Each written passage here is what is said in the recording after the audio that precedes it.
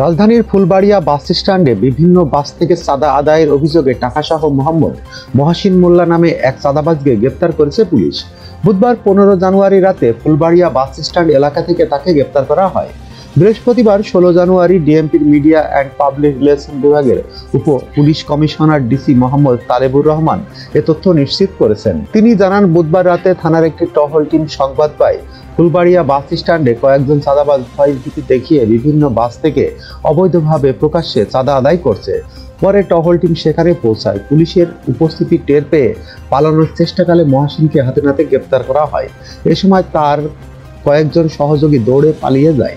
গ্রেপ্তারের সময় তার কাছ থেকে বিভিন্ন বাস থেকে চাঁদাবাজির মাধ্যমে আদায় করা মোট 3070 টাকা ও চাঁদাবাজির টাকা উত্তোলনের 3টি রসিদ উদ্ধার করা হয়।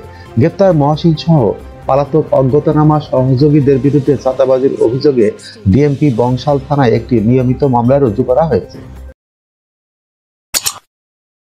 যখনকার খবর তখনই দেখতে চোখ রাখুন সুন 24 টিভিতে। চ্যানেলটি সাবস্ক্রাইব করুন।